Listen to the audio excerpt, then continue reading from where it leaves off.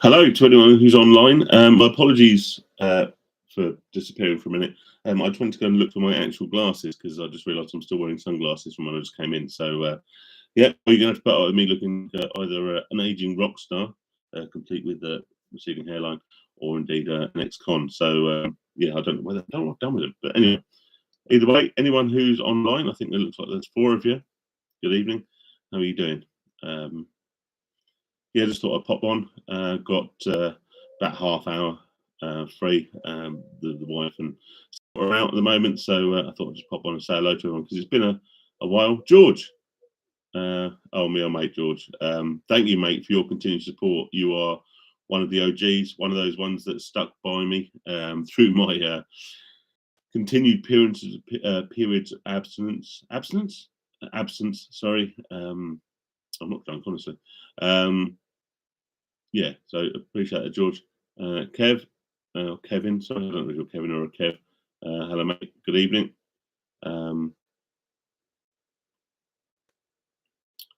George, is the sound poor, mate? I've got YouTube keep changing the setup for the live streams. I've got my fancy microphone here, so I hope it's not too bad. Poison NZ, are you in New Zealand, mate? That's just my guess based on your eBay username. I keep saying eBay, don't I? It's because I've been doing some stuff on eBay before this stream, so my apologies if I keep calling it eBay. Yeah, if you're in New Zealand, mate, hello. What time is it over there? I have no idea. Like I say, I can tell you what, guys, give me 1 minute, all right? Because I'm just going to disappear for a second because I really need to get some proper glasses because I can't see it in sunglasses. I look like a right idiot. And then I'll come back and I'll catch up with your comments in just a moment. But give me a minute. I will go and try and find some normal glasses. And hang on, I'll tell you what, there's a pair right here. Oh, that's much better. I can see everything much better now. Right, ILL or ILL. Thanks, mate. Joe, for what you doing to start gambling, I abstained long periods before complacency. Yes, complacency is an absolute killer. I have failed on many occasions because of complacency, and I think it's something I've spoken about multiple times. But you're absolutely right. Complacency will ruin most good habits, and it'll also make bad habits come back. I've not figured out a real way to stop complacency from setting in. I think after multiple failed attempts, I guess you get to a point where you kind of understand that you can't do something. Yeah, but complacency will always set in. It will, honestly. It's like I was going, I don't know to harp on about this. I was going to the gym every day, or pretty much every day, for months. And it was going really well, and I was losing weight, and I was building muscle, and I was looking good, and all the rest of it. And then I kind of got a bit set in my ways, and kind of thought, well, missing a day is not going to hurt. Missing a couple of days isn't going to hurt, and then you end up back to square one. I don't know. I think it's just the human condition. I think it's very, very hard. The difference to me with gambling is that I guess after so many failed attempts, you end up understanding yourself a little bit better. And you kind of learn, dare I say. I couldn't give you an honest answer. Complacency is dangerous. It's 5 o'clock in the morning, is it, Poison? Or is end of a night out, or you just up early for work, or what? I work here in Chicago. Oh, blimey. It's nice, it's truly international this evening, which is lovely. Kevin, I hope everyone's keeping well. I hope all you guys are keeping well. Thank you for popping on. Like I say, Obviously, if any of you guys, and I know some of you, because I recognise a lot of the names, have been with the channel and with me for a while, you know that I'm not exactly reliable when it comes to timings. I always say I'm going to do stuff. I'm going to do this stream, and I'm going to put this out. I'm going to do that, and this, that, and the other. And well, yeah, it very rarely happens, does it? You know, I'm just it's not. It's not due to lack of commitment. You know, this is very important to me. This is like a personal passion project for me. But obviously, it doesn't pay the bills, so I have to kind of try and fit it in between stuff that keeps the roof over my head. So I'm sure you lot appreciate that anyway. Kevin, I didn't gamble for 4.5 years. However, I relapsed a few months ago and ended up on a 2-week gambling binge. Really disappointed myself, but yeah, basically did a proper kick in. Happens, mate. I've done it multiple times. Multiple times. Thing is, if you didn't gamble for 4.5 years, then it sounds so cliche, doesn't it? It sounds so cliche and wanky, but it's so true. If you didn't gamble for 4.5 years, you can not gamble for 4.5 years again because you know you can do it because you've done it. It's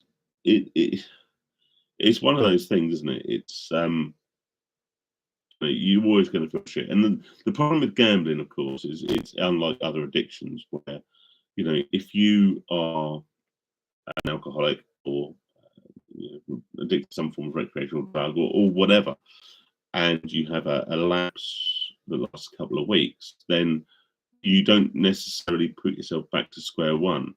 Gambling has the innate ability to put you back to square one, financially at least, in a very short space of time. That being said, you've already proven to yourself that you can do it, that you can abstain, and that you can get into recovery and do the good stuff. So just like I say, I can't give you any advice on repairing the damage that you've done. All I can do is say that actually you've done it before, so you can do it again. You know, this is a terrible time, isn't it, for me to have to take a sip of my beer, but because I've been up to 6 o'clock this morning working and that. So yeah, I think about it now. Joe, thanks for after 20 years, I'm starting to think I'm getting there. Not as well as my younger days. Just wait for that light bulb moment. And that is the thing, Joe. You know, there is a light bulb moment. There has to be a light bulb moment. I've said multiple times, and this is kind of why I haven't made so many videos recently, because I find myself just repeating myself, and there's no point in me making videos for the sake of it. You know, I'm not here to satisfy the YouTube algorithm, although I do. YouTube does seem to forget about me very quickly if I don't make a video. But anyway, sorry, my point is that I do say that you need to have that moment. There is a moment, and there will be a moment where you go from the point of you know, I want to stop gambling, I need to stop gambling, which you get regularly, as we all do, particularly after a loss, to an actual point where that feeling feels that bit different, and you do make an internal commitment to stop doing it. And that doesn't mean that that is the moment. It doesn't mean that that's you know, the beginning of a long-lasting recovery. But I think, from my experience, that there's a difference between, oh my god, I've lost loads of money again, oh my god, this is terrible, I need to stop doing this, feeling I felt thousands of times, to that actual moment of clarity where you decide to do something about it. And I've only felt that a handful of times. Kevin, I thought I got rid of the bug, but one night I sat watching telly, for some reason I got the urge to get the casino and play roulette. I can't play online because I'm still 5-year game care.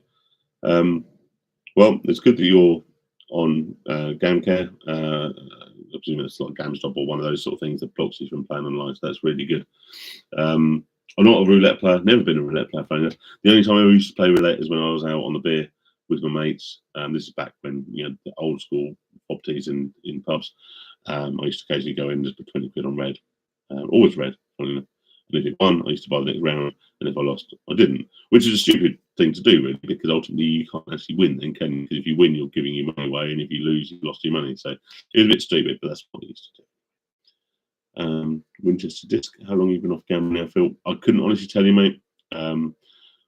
I have made a couple of videos about day counting and week counting and month counting, and it works for some people. It really does. And if it were, I always say this about anything.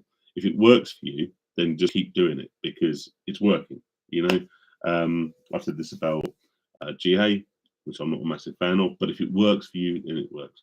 I talked about this about watching other people gamble, gambling videos online, etc., then if you're doing that and it's keeping you off gambling, then keep doing it.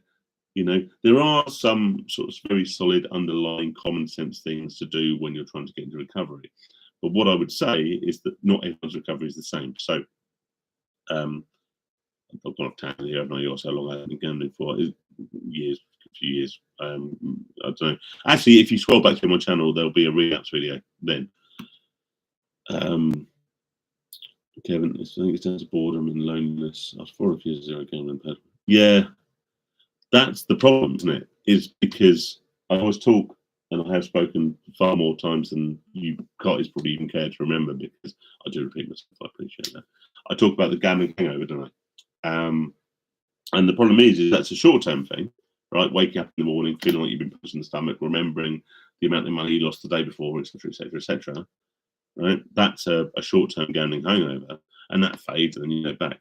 But it works in a long-term fashion as well. If you get off gambling for weeks, months, maybe even years, and your life starts to improve in some respects, maybe in financial aspects or whatever, then you can get comfortable with, how how things are, and you can kind of feel like, actually, stuff isn't too bad.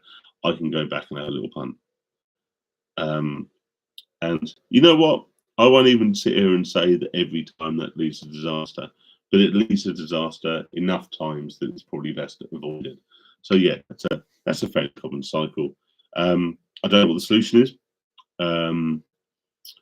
So I've not had that recently, but I couldn't tell you how to put it off, really. And that's the honest thing, like I always say in all my videos, I'm not an oracle. I share my experiences, and if I think something I have experienced or gone through will help people, I'll talk about it. Right, where are we? Where were we? Genius Bar live music. That's a bit of a mouthful. Hello, mate. Good evening. I felt didn't gamble from April the 5th until today. 150. Not good. Well, April the 5th until today is a long last time. As I said, slightly off thread, if you've done 4 months, about 3.5 months, whatever it is, if you've done that up until this point, you can do that again. I mean, I don't know, I presume £150 is that pounds, or is that dollars, or whatever. It doesn't really, actually, to be fair, it doesn't matter at all. If it's not caused you absolute carnage, then look back at the money you have saved over the last 3.5 months or whatever, and just think, well, actually, I'll take this as a small hit. I'll take it as a reminder, and then just move on. DPRK. Don't know what it stands for. Hope nothing rude. Good evening, mate. How you doing? One pray. It's dealing with boredom and accept the betting isn't the answer. Be scared of another win as much as another loss. That's actually a really good point. And this is something I talked about before, and it's probably something I'll probably talk about again at some point. But yeah, I think this is almost, when people say, like, or ask you, am I a gambling addict? I think when you get similar emotions to a win as you do to a loss, that's probably a bad sign. I think if you don't get excited by a win, and certainly the way you feel about a loss, or the way you respond to a loss, I think is a bit of a given. So yeah, if you're basically feeling numb, I think, and I know the cliche is when the fun stops, but I think that, or when the fun stops. Sorry, Jesus, I can't talk. I've only had a beer. I think that's yeah. I think that goes to show that's the problem, isn't it? I think YouTube gambling videos will trigger people to gamble when they don't want to. Yeah, I agree. I totally agree with that. Obviously, anyone who's the vast majority, certainly the bigger channels who are making gambling videos on YouTube, are doing it for their own interests. Of course, they are. They are there to sell affiliation. They're there to guide you towards their links, or maybe they're there to sell the sponsorship on their channels. It's not a topic I talk about so much anymore. I used to talk about it a lot more. It was incredibly divisive, and I don't think it was very helpful. But yeah, needless to say, if someone is putting out video after video after video of them gambling, particularly when they are in a very formulaic way, then they are doing it because it's in their own best interests, not in the interests of the people that are watching it. They are trying to get you to either gamble through their affiliate link, or sign up to whatever they're selling, or buy something from their sponsor. So yeah, I agree. The reason I mentioned it is because it's one of the things that I get asked about quite a lot. Is if I'm in recovery, should I keep watching these videos? And my answer is always the same, which is, well, if you're in a successful recovery and if you're managing to abstain and you're managing to not gamble and you are watching these videos, then maybe consider not changing what you're doing.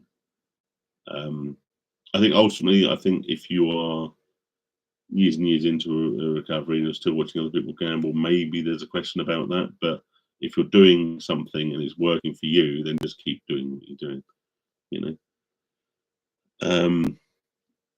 So I've tried GA in the past. I've had a mixed bag. Longer term members, I like smokers, quite hostile for those cases. Yeah, I mean, obviously, GA meetings are going to be like pubs. They're going to be like any club. They're going to be different depending on where you go. They're going to be full of different people. Different people are going to sort of have different experiences and blah blah blah. I don't like GA for a few reasons. But as I've always said, if you've not tried it and you're still struggling to quit gambling, then for God's sake, try it. Are things that worked for me which haven't worked for other people. So likewise, there'll be things that haven't worked for me which will work for other people. So if you haven't tried GA, look, it's saved lives. There's no doubt about it that GA has saved lives. It's got people and kept people into recovery. So there's no doubt in my mind that it's a positive thing in the grand scheme. Just because it didn't work for me, just because I have slight misgivings about the wording and the ethos and all the rest of it, And yeah, sometimes, and maybe if you go once and you don't like the people, try another meeting, because generally speaking, people are actually pretty decent. So try somewhere else. Good advice. Cheers, Beth. Thanks, man. I've realised you have to really understand. In my case, I'm an idiot. Not really want to stick to my, but ultimately, yeah. I mean, I don't think anyone who gambles regularly or has a problem with gambling hasn't chastised themselves, hasn't made a culprit, hasn't criticised themselves, haven't looked in the mirror and told themselves they're a moron or an idiot or whatever. And you know what? Maybe this is why I'll be different, because common sense or common opinion is that, oh, you're not an idiot, you're just an addict, you can't help it, it's a mental health condition, blah blah blah. I agree with that. It is an addiction, it is a mental health issue, it's recognized as such. All right.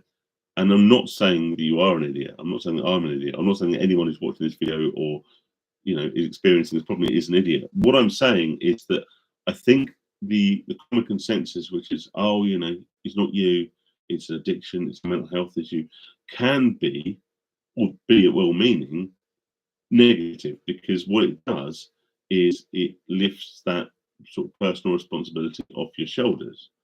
You're not an idiot, you're not foolish, you're not lacking any capacity because you gamble. When you're lacking is when you consider to continue to do the same thing time after time after time, making the same mistake time after time after time. And in the sober mind, so when you're not gambling, when you're not just before gambling or just after gambling, when in those moments of clarity, if you don't do anything about it, if you choose not to address the problem, then yeah, maybe that is a fault on your part. But self-chastising doesn't help. I mean, it's something you'll do. It's I'm pretty sure, and I know people who have physically hurt themselves because of their gambling after a particularly bad loss or after a session they shouldn't have had or whatever. And I've never done that to any capacity, but I certainly have insulted myself in the mirror. Sorry, I've kind of lost track of the chat now. Where are we? GameStop is basically useless with the crypto side. I don't know with the crypto stuff. Yes, I think it's predatory. Yes, I think it's another way in for people to be able to gamble. I've never had crypto. I've never held any crypto of any capacity. I think I'm probably too old for that, aren't I? But yeah, uh, I think I guess the wider thing there is that if you want to gamble, you ought to find a way. You know, I always preach about blocks, and I think blocks are particularly on beer. And I think blocks are particularly helpful. I think they're particularly powerful for a lot of, certainly a lot of the initial instincts that you might have to gamble. But yeah, there'll always be a way, and crypto is just going to be another way, isn't it? Absolutely. There's a video stop. Yeah, well, that's the problem I have with all of the sort of anti-gambling slogans that the bookies come out with, because when the fun stop is logical, but the problem is that once the fun stops, you're already fucked. Excuse my language. You know, by the time you realise that you're no longer enjoying it, you are so far down the addiction path. It's not going to be a quick. It's not going to kind of go, oh, hang on, I'm not enjoying it. I'm going to stop doing it. I'm never going to do this again. It's ridiculous. You know, and I'm not suggesting necessarily they don't have the interests of people at heart, but I'm suggesting they don't necessarily have the best interests of people at heart. As your money goes to the bank, spend it on stuff. You'll soon see the money holds its own. Best of luck to everyone. 11th Feb, we'll feel my last day. Well, good luck. Grand Prix. I believe it's Grand Prix, is it? Yeah.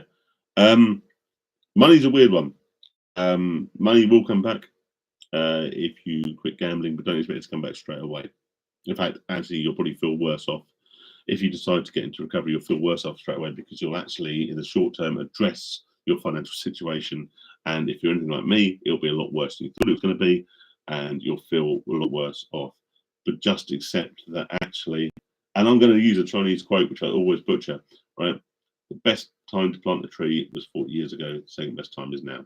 And as much as I always butcher that quote, and as much as it is cliche and a bit cheesy and a bit wanky, it's very true, right?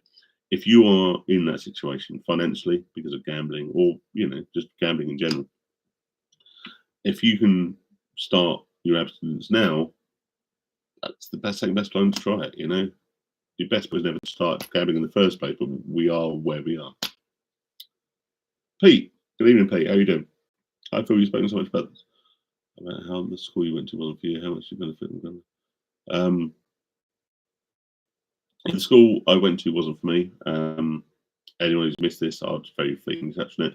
I was quite an intelligent child, and so I ended up at grammar school, which really wasn't for me. I don't know if it comes across in the videos, but as you can tell, I'm probably not the most academically focused person in the world. I was very much a want to be going out there working hard. As such, I really struggled at school, and I can't say I blame the school, my education, and my experience for my gambling. However, that was when my gambling started. It was my way of coping with not fitting in, with being bullied, going to an all-boys school, so I didn't have that. Shall we just say outlet as a nice way of putting it. So yeah, that was a real struggle for me. Now I'm not saying that the grammar school system is necessarily a bad system. I think for some people, and I'm going to keep this very brief, sorry. I think for some people it's probably very good for people who don't have the financial means to go to public school or private school, ironically the same thing. You know, who are intelligent and may excel in certain fields that then could go on to be useful to the nation as a whole. I think that could be potentially good. But yeah, certainly the grammar school system didn't do me a particularly good service. In fact, it broke me for many years. But let's not talk about that because it's Wednesday night. Is it Wednesday night? Yeah, Wednesday night. And yeah, I've got a very rapidly warming star. So yeah, party time, isn't it? Mm. Anyway, Pete, I hope that sort of answers your question. I can't actually remember what your question was, so Speak very well. I believe it takes a lot of time. Um, yeah, I mean, talking is something I've always done. I like talking to people. I mean, it's a shame that this is virtual, but I don't think we can fit us all in this conservatory, to be honest. But yeah, no, I like talking to people. Um, I like talking to people, particularly if I think I can always be of some form of assistance. And it's not because I'm some awesome guy and a martyr. I don't know, for some reason. I guess because I've struggled a lot in some points in my life, and I wish maybe there was people who would talk to me about it.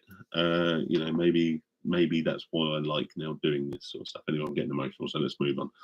Right, cheers, babe. You made me cry for the first time of the night. Kevin, I actually feel talking to game career is more beneficial than GA. I get it. Yeah, well, I haven't really ever spoken. I spoke to GA once, I think, in a moment of desperation, but that was before actually making a decision to do something about my gambling. I think it was more of a knee-jerk response to a big loss that I couldn't afford. So I was on my phone, probably a bit pissed up, if I'm honest, and just sort of googling GA and going on the live chat and just wanting to offload. And I think offloading is maybe useful, but it's not necessarily the start of a great recovery. But yeah, game care I've heard great reports about. So again, as I said with GA, if you've not spoken to game care before and you're still struggling with your addiction, then maybe get onto game care and see if they can help you. Winston, the only acts usually make people antisocial. Going to GA, so going to GA meetings should be no surprise to people who struggle to communicate gambling with. Yeah, no, that's actually a really good point. It's not something I've thought about or actually talked about before. But no, it's very true. Gambling is an incredibly antisocial habit. I've spoken multiple times about being the guy in the corner of the pub playing the fruit machine when you're out with your mates. You're supposed to be having a good time, and you're the one that's buggered off, and the judgment that comes with that. I think also because it's such a secretive addiction, I think talking about it feels so incredibly unnatural that people are going to struggle with it. But maybe that's why. Maybe that's why I've never really warmed to GA. But as I've said, and I'll continue to say, because I'm a broken bloody record, and if you're struggling to quit and you've not tried GA, then try it, because it saved lives, and that's there's an accolade that even my cynicism can't overcome. Pete, no one's an idiot. That's a like a self-esteem issue. Yeah, it's touched upon that obviously with my past and all the rest of it. Yeah, gambling is like all addictions, isn't it? It's like drinking, it's like drugs, it's like I don't know, whatever your porn or whatever your addiction of choice is. It's accepting. You can fall into the arms of the addiction, and it will always embrace you and accept you for who you are, warts and all. But it doesn't, because it just wants your money, it just wants your time. Right, well, we've got 5 more minutes, so yeah, learning your lessons is, yeah. Calling myself an idiot helped me to take accountability for my actions. I no longer want to view myself that way. Yeah, I mean that is true, man. It's true, Grand Prix. Wanting to view yourself in a more positive light is definitely a good motivation to do it. I mean, I'm looking a bit ropey at the moment. I'm just getting over a really horrible cold now, so carrying a bit of beer weight. But if I take gambling out of it, I get great satisfaction when I've been going to the gym for week after week after week, and looking in the mirror and looking at myself, and it's not even how you look objectively, it's how you look in comparison to how you did. You know what I mean? Like I've not got a six pack. I'm a billion miles from that. But I've got maybe like 2 less chins than I had. It's being able to look at yourself and realizing the progress you've made. And I try not talking cliches. I try not to talk in sort of hyperbole, but you shouldn't compare yourself to the place you want to be in 6 months' time. You want to compare yourself to yesterday, and if today you feel better than you did yesterday because maybe yesterday you went to the gym, or yesterday you didn't gamble, or yesterday you didn't drink, or yesterday you had a salad for dinner instead of an extra large dollar with chili sauce and salad, which I'm really fancying right now, then you can look at yourself in a more positive light, and you're not comparing yourself to this image of abstinent perfection, financial recovery, got a big house, sort all your problems out, because that is something you can achieve, but it's not something you're going to achieve overnight.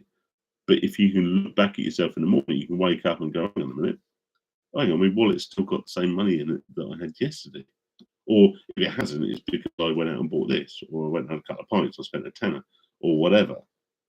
Right? That is progress, and that is the time you should feel proud of yourself. And you can look in the mirror, and even if physically you don't look any different, and even your bank account doesn't look all that much different, you know that you did something yesterday that you can be proud of today.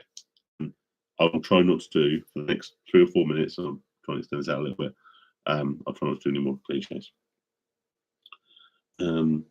Where are we? Jimmy Jazz, good evening, mate. How you doing? I hope you're good. Thanks for the thumbs up. The watch Wally. Are you a Wally about watches? I do like my watches, to be fair. Yes, my watch collection has grown and shrunk. Well, grown and shrunk many times depending on my gambling, but also because when I got married, that was pretty much the death of it. I've got a couple of Longines and a couple of other watches at the moment, but yeah, that was a bit of a. The wedding was the big one, funnily enough. Coming from a gambling addict, I think sort of saying that your wedding was the biggest attack on your watch collection is somewhat surprising. Poison, great quote, mate. Learned that one from you.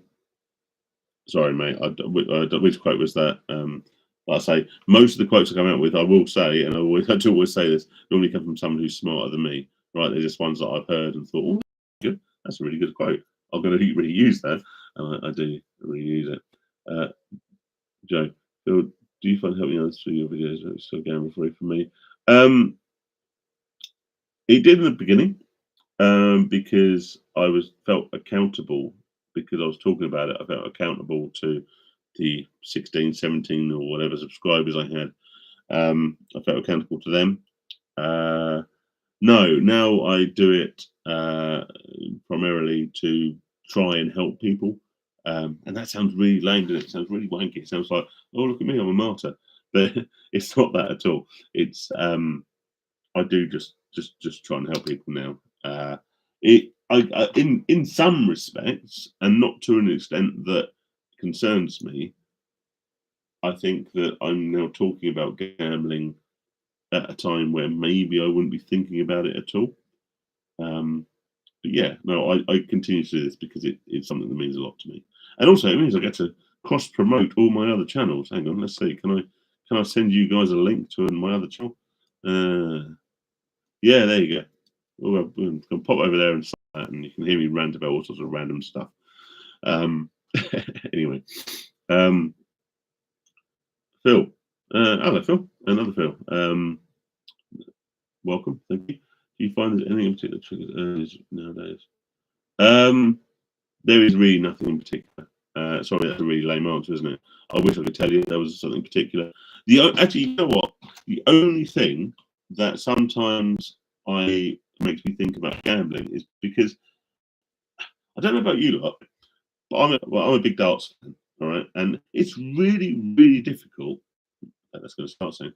It's really, really difficult to find a list of darts matches that are on, like the schedule of who's playing when and whatever.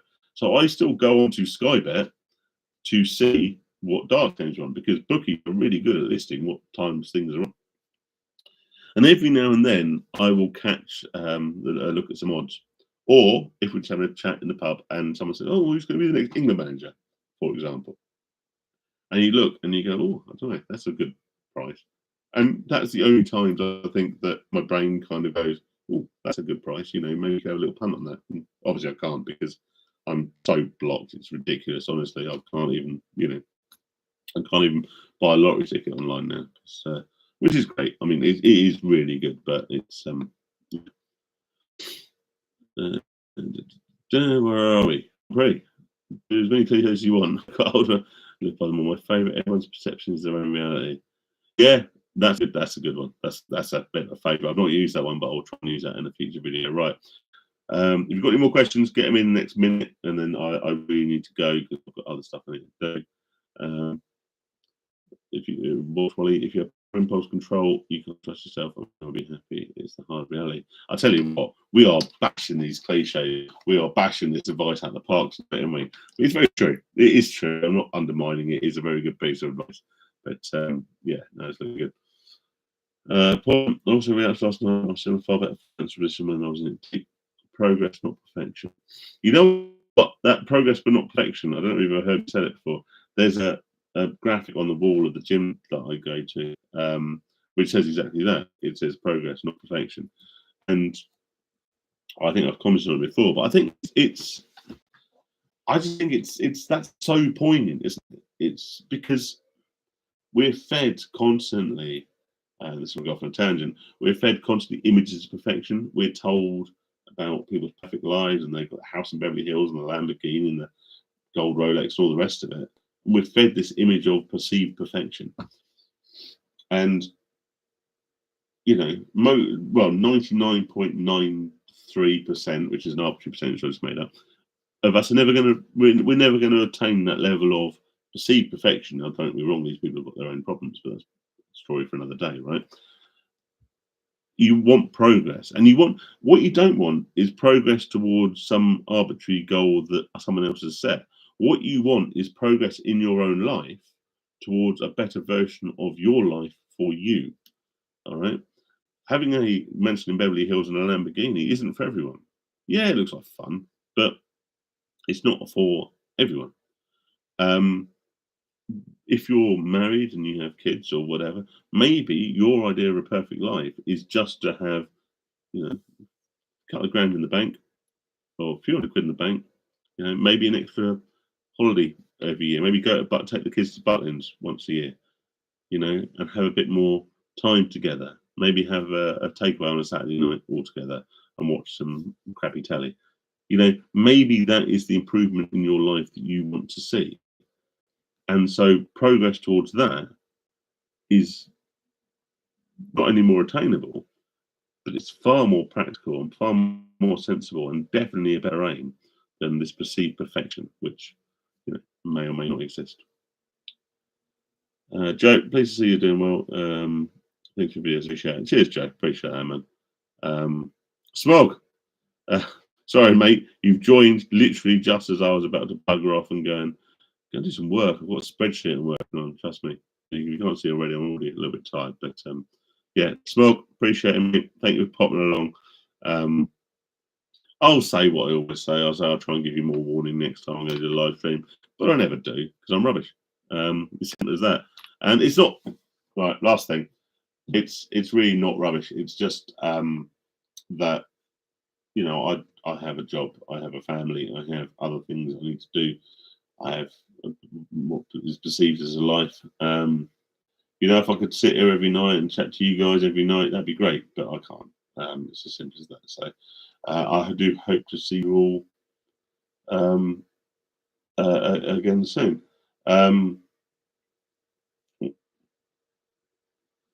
Nico players, hello mate. Sorry, just about to leave. But thank you for popping on.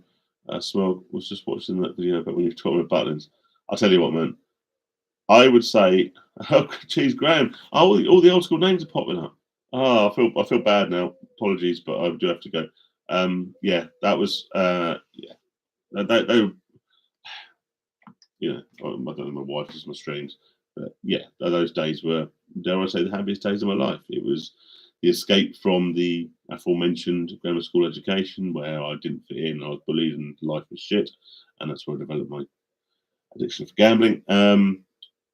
And it was a time away where I discovered freedom, independence, who I was, and on top of that, women, alcohol, and cocaine. So yeah, good times indeed. Anyway, we'll see you all again soon. And my apologies that just as some of the old guard have pitched up, I'm buggering off. But yeah, lovely to see you all. See you all again soon. Enjoy your evening. And oh fuck it, let's do the cliche. Stay safe and stay sane. All right, take it easy.